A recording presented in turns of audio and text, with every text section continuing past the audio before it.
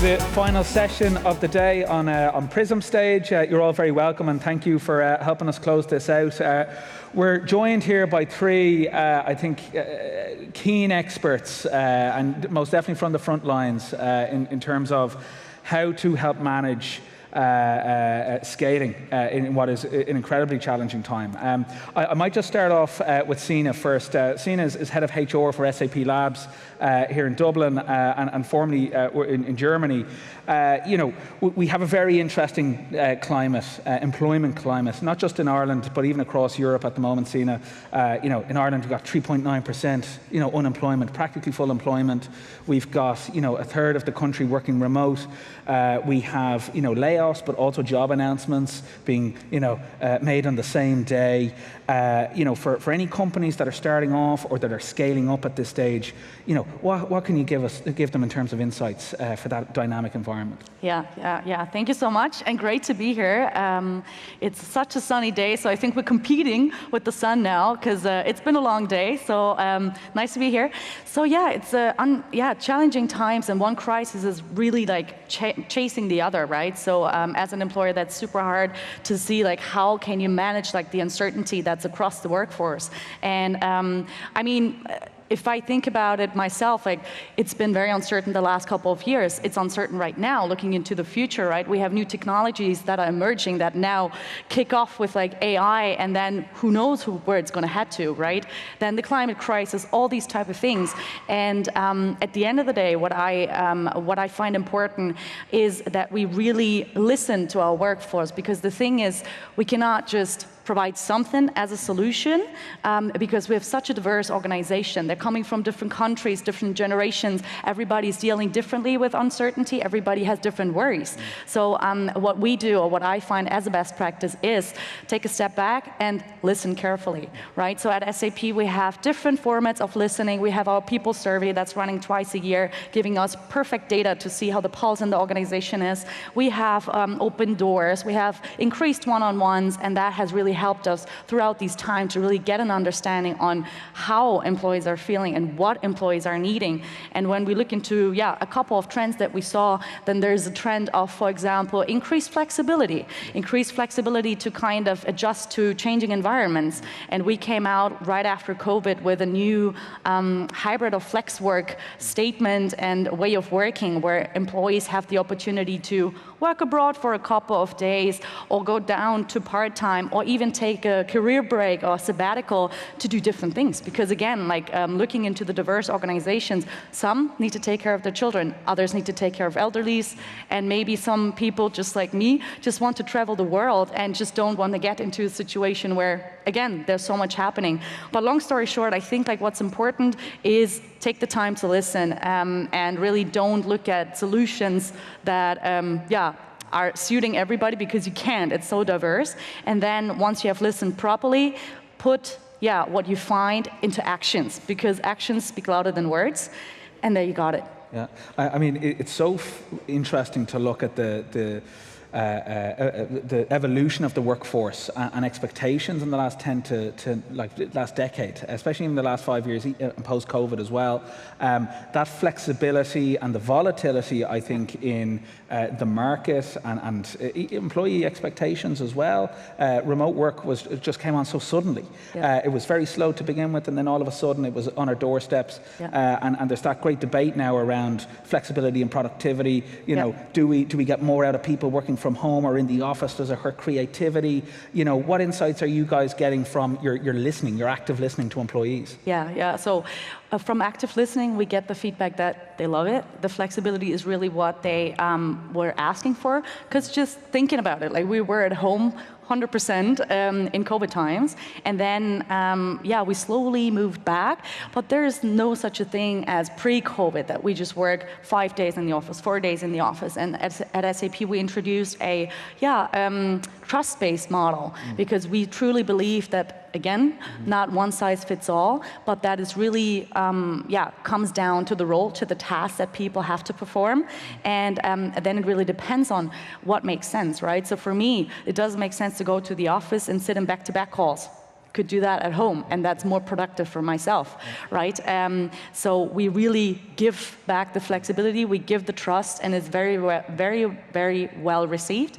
And I guess, like in general, what it means in the future, we still need to see, right? Is if we look at data, we don't see significant trends in regards to, I don't know, higher attrition now due to that, because some people might argue, is the affiliation to the company still there, or is it decreasing, you know, or I don't know, is maybe stress or mental health and well-being, is it going down because people maybe at home don't even notice that it's not that healthy. So I think all these things you will only notice over time, but at the moment we really can say, the model that we've now introduced is really very well received. Again, like the 30 days abroad, people want to increase their lifetime, right? And I think the flexibility here to work from abroad or to reduce your time to take a career break, it is increasing your lifetime.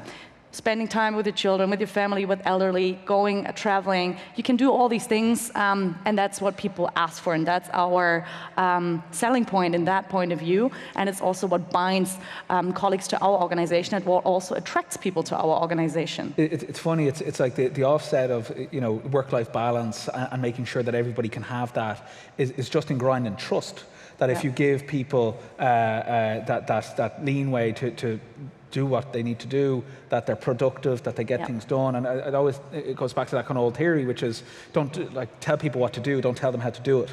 And that enables so much more creativity, and it brings all these different solutions that nobody ever thought were possible. It's really fascinating.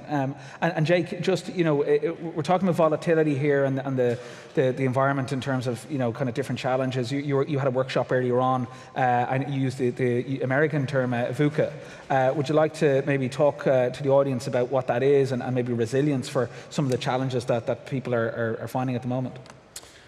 Sure. So gave a talk probably a little over an hour ago on frameworks for navigating chaos. Used a U.S. Army, U.S. military framework called VUCA specifically that talks about volatility, uncertainty, complexity, and ambiguity. And I think most people would probably agree that is the environment that we find ourselves in today. I mean, certainly during COVID, but emerging from COVID, highly inflationary environment, mixed signals on the economy. Are we in a recession? Are we not? The labor market would indicate we're not, but, you know, certainly the funding markets for private capital would indicate there are headwinds. I'm experiencing that now as a software company founder. You know, certainly I think a couple of key points or key takeaways that I would communicate for leaders. One, be transparent with your team. Don't hide away from bad news. It's rarely a good idea. Trust, going back to that word, trust that your team can handle the objective facts of what the organization, the company is facing. So,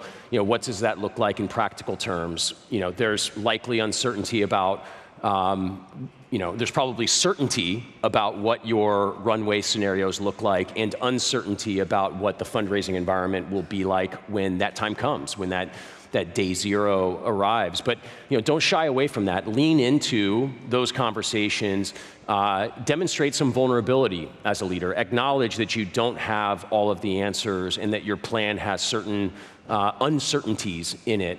And use it as an opportunity to invite your team in and be a part of that solution. Challenge them to, you know, be a part of the the inputs that are going to execute the strategy that you're putting in place. They're going to get you to that finish line where you're going to position the company in the best possible way to raise that next round, be it a Series A, a Series B, C, D, E, as Checkr just had.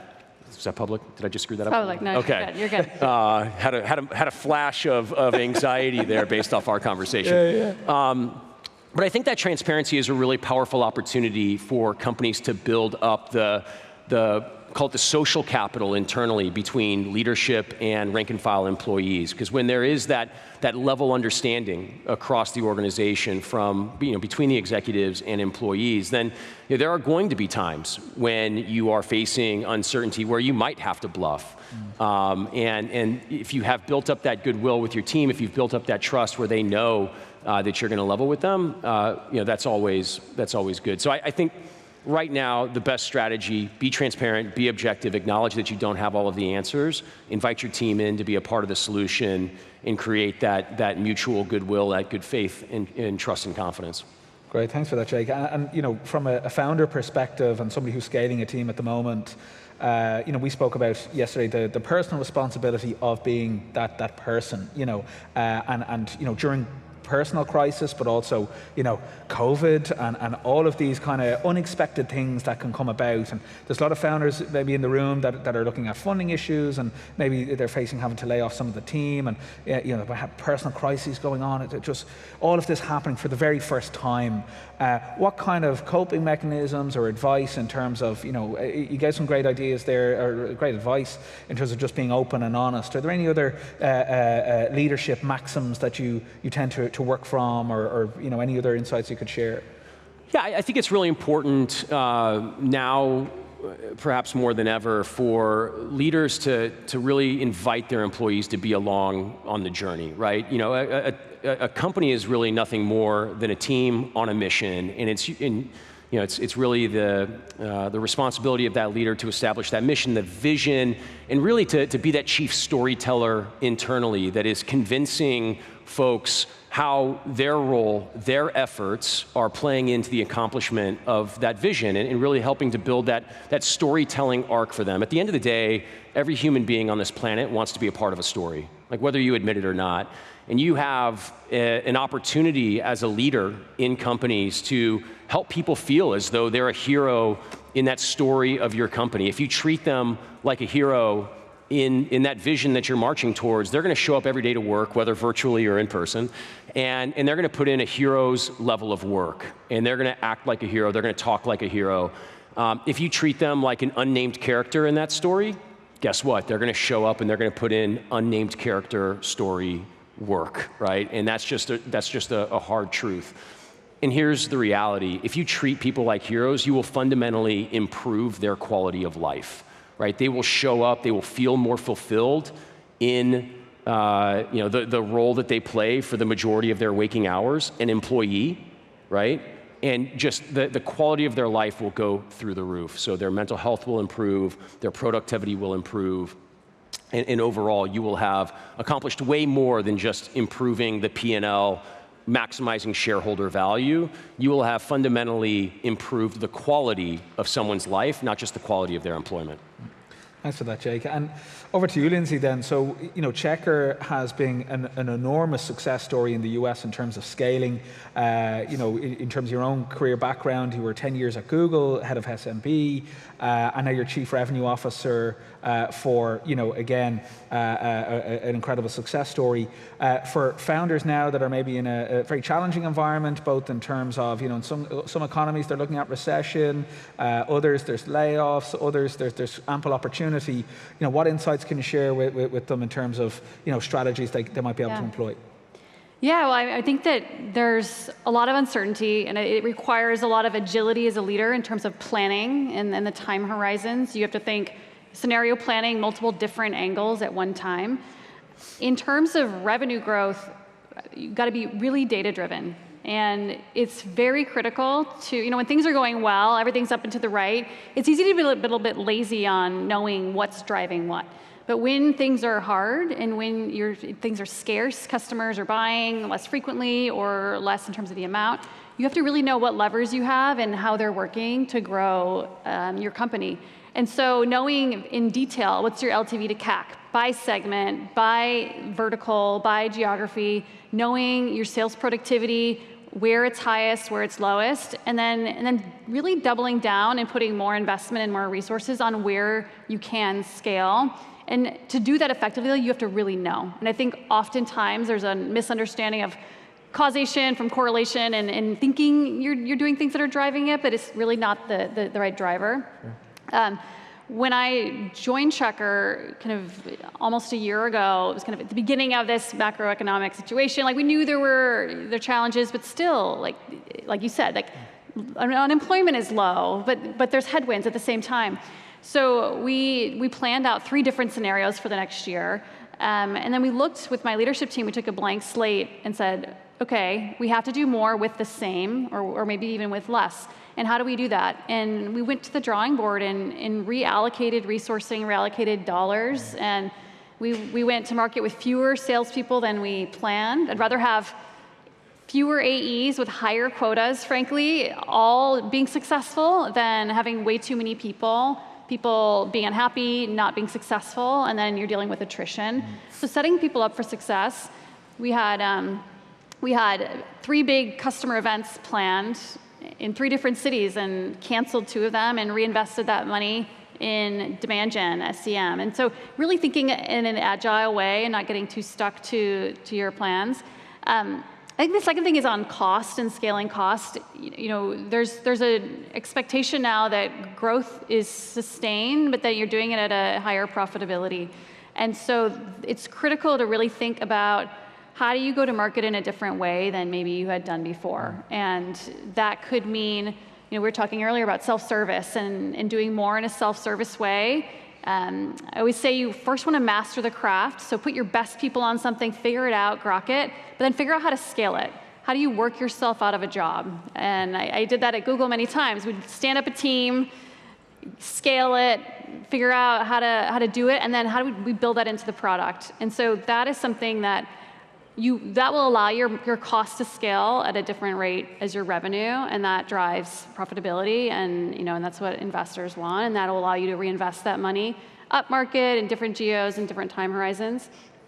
And then I think the third thing I would say is really making sure that you're thinking ahead, not just what will drive revenue this year or next year, but the next year after that, because as you grow and scale, it gets harder and harder to sustain that growth rate. And so whether that is pricing and packaging changes that, those take a while, but you're planning on when do you do that, or new product upsell, or new market entrants, new verticals, new segments, but thinking strategically on when you'll do what, and then how that layers on in terms of the growth rate. Because at the end of the day, it's math. You got to be intentional and proactive and know which leverage to pull when. It's really fascinating. We might come back to the future planning aspect, my next question, but you raised one interesting aspect, which is like the levers of growth. Yeah. And I know, when you would have gone into the Checkr team, the first thing that you're going to be looking at are those levers. For those companies now that they might only be getting familiar with, if I spend money here, it results in X, different ROIs and whatnot. And again, I think as resources maybe get a little bit tighter, runways have to be extended. What tips would you have in just getting more, I suppose, getting to know which levers to pull when to bring about different scenarios? How do you go about quantifying that and understanding it? Yeah. Well, I think that you have to have the right people, I think, is one critical, hidden ingredient. You could do something and it could fail miserably. I've done, one of the things we're setting up now is outbound demand gen and prospecting, right? Checkr has a lot of inbound demand. How do we do that outbound? Also did that for GCP, Google Cloud, Google Workspace, and I've seen it fail miserably when there's the wrong people or the wrong approach. And so it's easy to say, oh, this didn't work, therefore it's not a viable route to market. But figuring out, do you have the absolute best people you can? This mix of, and I think it's a hard balance to strike, frankly, this mix of people who have seen it before and who can pattern match and see around corners, but also, on the flip side, people who just are thinking first principles, rolling and willing to roll up their sleeves. And ideally, you have a little bit of both. Yeah. But I've seen companies maybe go too quickly to, this person did this before, therefore they're going to be the silver bullet. Or companies maybe that say, we're going to solve this all on our own, and experience doesn't necessarily matter. So it's finding that, and once you take that as a variable that's constant, and you've got the right type of person that's trying this, and then you try it and kind of bring in that expertise, then I think you can see does this work or does this not? Sure. And then in terms of the levers, it's really about being very ruthless and being very data driven and understanding what's the productivity you need to see over what time horizon. Sure. And different SCM or inbound, small company demand, that's always going to be higher ROI in the short term, but larger customer acquisition might be higher in the long term. It's fascinating. And to come back to Jake's point around, this being a VUCA environment, from your perspective, Lindsey, when you're forward planning, what's your approach to that in this current environment? What are the practicalities that you guys have been following? We're doing it almost monthly, right. I would say. So going into this year, we had we had an annual plan with 3 different scenarios, because if no one has a crystal ball, and anything could happen from a macroeconomic perspective. And Checkr's revenue is largely driven by hiring velocity, and it's a mix of traditional working, gig work, and so it's very, very unknown what would happen.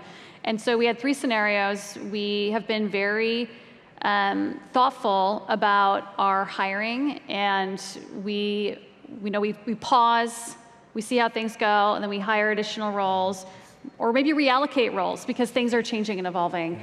And we're doing that on a monthly, quarterly for sure, but if not monthly basis. And we as a C-suite, we are looking every single backfill. We're looking at, is there a better place to put this in the organization? Right. And do we still need it? I think that's probably one of the things that's changed most is the playbook that people used for the last 5 years when zero interest rate environment and money could solve problems. Money could solve bad strategy, money could solve poor leadership, and I think as that money has evaporated and there's much less certainty about if that next round can even be there, even if it's at a down round, bad valuation, what have it, now you have to get back to the fundamentals, right? Like you have to make quality decisions, you have to have strong management, you have to look at the data, and it's not just, hey, we're gonna spend $20 million on SEM and create all this inbound, and blind squirrels are going to find nuts occasionally. That's not going to work anymore. Yeah, no, that's and Sinah, from a hiring perspective, what does that look like for an organization like yourselves, where we are in this environment? How do you forward plan 18 months or 36 months or?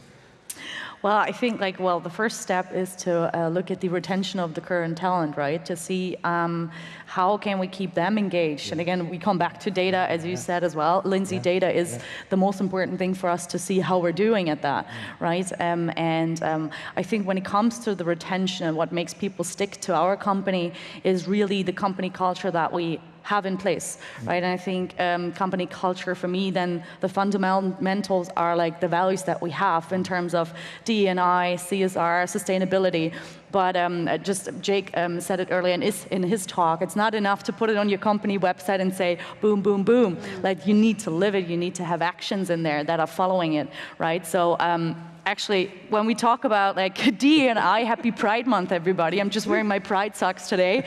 So, and we did a couple of things there as well, just to kind of say, make it tangible, right? So last year we introduced all-inclusive bathrooms, right? Then we also implemented all-inclusive language in all our policies in written communication, spoken communication, put the pronouns up on the screens when you introduce somebody, right? Just to show the respect to, everybody around you. So just as a couple of examples, but I think it is really about, the retention, and when you treat your employees right, it will be word of mouth. They will talk to their friends, they'll talk about the family, and that really makes them come to you, and you get the attraction of talent. And I think we're all touching on the same theme here, actually, as we're drilling into this. It's all about people, right? Yeah. So, Lindsey, you're saying that it's better to have account executives, let's say, that have targets that they can strive for, that they're happy with, rather than having too many and having them all maybe fail, and keeping them motivated. Jake, from your perspective, it's having people who are agile that you can trust and let do what they need to do, and same with you, Sinah, just letting people be, letting them kind of surprise you with their talent and creativity, and kind of see where that brings us. I might just remind the audience at this stage, you're free to submit questions via the app, and we'll put it directly to the speakers. And I suppose, look, at this stage, I might just ask, what is your biggest fear for maybe the next 18 months, or your biggest hope? I know it's a bit of a curveball. Hope is not a strategy, right? Okay. Was hope one of your 3 plans? No. Well, Jake, I might bring it to you first. Oh, God. So 18 months, we have 18 months of runway at Groundswell. So we're looking at the next 18 months as make or break for the company, and I think we have a high degree of confidence that we can position Groundswell in 2024 to raise our next round of venture financing, but there's no pathway to profitability, so it is make it or bust. And so as a leader, you look at your resolute belief in the mission and the change that we're trying to create in the world. You also, there's a consequential mission, and then you also look at, hey, I've got 30 people whose financial livelihoods depend on us getting across that finish line, and they've got children, they've got people that they're supporting. So I'm not entering the next 18 months fearful, but I'm entering the next 18 months with full knowledge that that's the burden, that we're carrying forward. The stakes are that high. Yeah, and Sinah or Lindsey, you guys want to? I can pick it up, yeah. So I was just thinking about what fear is probably too strong of a word. Maybe what I find challenging, or what I'm definitely looking at together with my team, is the impact of hybrid work on certain aspects, right? Attrition, affiliation to the company, health and well-being, culture. What does culture mean in a hybrid and more virtual world, right? It's different. In the past, we were sitting next to each other, having a coffee, chat, or also the impact on learning. What is the long-term impact of this hybrid working on learning, passive learning? I was sitting across from my colleague, listened to her how she managed an escalation. Now that doesn't happen, So I think that's for the upcoming 18 months, we will now have the opportunity to see, is there a certain impact, and how can we mitigate any risks that are arising there? So that's where we are currently focused on mostly. Yeah, great. And Lindsey, I don't know if you have anything to add. Yeah, so Checkr started with, HR tech companies started focusing on background checks. We have a very strong mission element where we're looking to create a fairer future of work and getting more inclusive hiring for those who have been impacted by the justice system, particularly in the US. So our goal is to continue into our second and third acts. We have investments we're making in the next act for the company so that we can have a broader impact from a mission perspective, have a broader impact from a company perspective. And I guess my fear, or what keeps me up at night, is the people side. How do we make sure we are hiring the very best people, keeping the talent bar as we scale is critical, and then how do you retain them? Because yes, there's things happening in the world, there's layoffs, but great people will always have options, and you have to work to earn their retention. So we've about 2 minutes. I have 2 questions here in front of me. One from Daniel.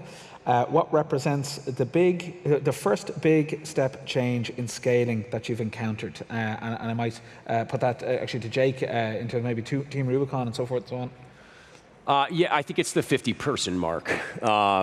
People start to get really weird. Even your top performers, your cultural stalwarts, once you hit this 50-person threshold, the dynamics and the interpersonal dynamics, they really do start to shift. And as a leader, people's roles have to change. You have to restructure things. The culture has to evolve to accommodate that larger tent. All sorts of things begin to change, and some things begin to break right around that 50-person mark. We haven't gotten there yet with Groundswell. We're at about 30 employees, but just keeping that in mind, things start to break again then at around 200 in my experience. But that 50-person mark, it just, and there's a lot of anthropological studies around that. People differ between whether it's 50 or 100, but for me it was 50. Okay, interesting. And then another question from Stanislaw that I might put to you, Lindsey. The current favorite or best performing lead acquisition channel? Ooh. I'm a big believer in investing in organic, so SEO, and investing in that as a platform. And it's hard. It's a lot easier to just throw dollars into SEM and it's kind of coin operated. There's an equation there. But to really get that longevity over time and that high ROI, it's the combination of the two, and investing in your web infrastructure, investing in the right SEO, content writing, the right technical backlinks. There's a lot of complexity to that. And I think that the next frontier, though, that we're starting to think about is with ChatGPT, OpenAI, what does SEO for that look like? So already starting to invest in thinking about what that future frontier is. But so yeah, the organic, non-paid advertising is a key one to invest in. But it just takes time. Well, look, thank you very much to the three of you for closing the stage and making it a great session full of insights for our, I suppose, our audience here, who also have stayed loyal to the bitter end. Yes, you all get the award for the longest standing. Thank you all very much for coming to Dublin Tech Summit, helping us close out the stage, and the very best, and we hope to see you again back next year. Take care, folks. Thank you so much, James and guests. Absolutely wonderful. What a way to round off the day.